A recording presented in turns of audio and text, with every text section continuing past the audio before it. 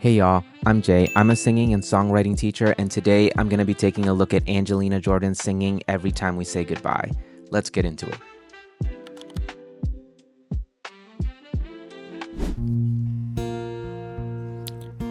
I think she's like 10 years old in this one.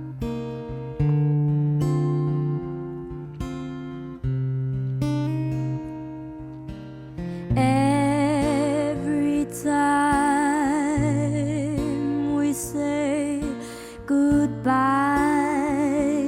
I die a little. Every time we say goodbye, Very I nice. wonder why you little. Why the goods above me, who must be in the know? Yes. Think so little of me, they allow you to go. Yes, low notes. When you're near, there's such an air of spring about it. I can hear a lark somewhere begin to sing about it. There's no love song finer, but how strange the change from major to minor. Every time we say goodbye. I'm very impressed with Angelina's ability to just sort of know what to do with every single word. That's a very difficult skill to teach to anybody, regardless of how long they've been singing. That's something that just kind of has to be very intuitive to that particular performer. And this song in particular, and like a lot of jazz standards, really call for that because they're not always like the biggest, flashiest songs, but they do have a lot of meaning behind them. So phrasing and the kind of vocal colors and textures that you use behind them is sort of everything. So to be able to captivate with a song like this that isn't necessarily like the most bombastic thing is super difficult to do, and she's just absolutely doing it so effortlessly. And this is she's sounding lovely in this performance.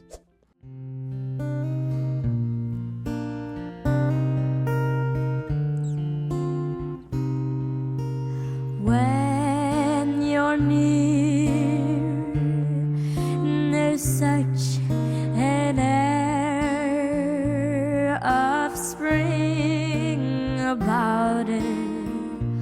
I can hear a lark somewhere begin to sing about it. There's no love song finer, but how strange the change Yes. from major to minor. So smooth. Every time we say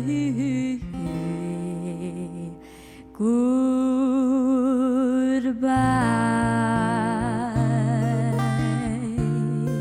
Nice. Aw.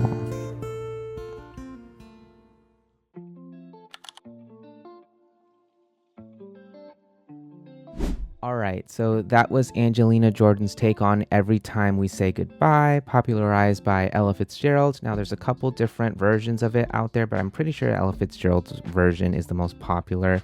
But that's kind of, standard for a lot of jazz songs out there. A lot of other famous jazz artists would cover them.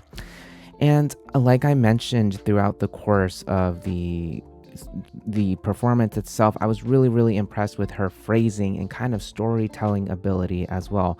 With jazz standards, maybe not a lot of people know this, but back in the day, a lot of these songs were coming directly from Broadway, meaning that these songs have a direct tie to kind of stage performance and the kind of requirement to be able to convey the message of this particular song. Like with these songs, you couldn't really necessarily get away with just sounding pretty. You really had to know what you were talking about and be able to craft the story from start to finish. Otherwise, it just really doesn't work. So I think that her listening to the certain idols that she did, especially people like Billie Holiday, had a huge influence on her ability to kind of craft the phrasing and do with each word really what she wants to do. With every Angelina performance that I've seen so far, every single one has this strong feeling of intent behind it.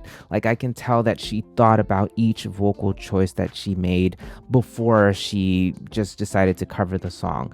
So it's very intentional. It feels like it's also done in a way that's made to serve the message of the song itself, which to me is like the most important thing, because as singers, we're kind of the deliverer of the message. We are the conduit from which the song is coming from. I was really impressed with her register balance throughout as well. It seemed like I commented on her low notes, but her high notes were just as floaty and present and pretty and very clear.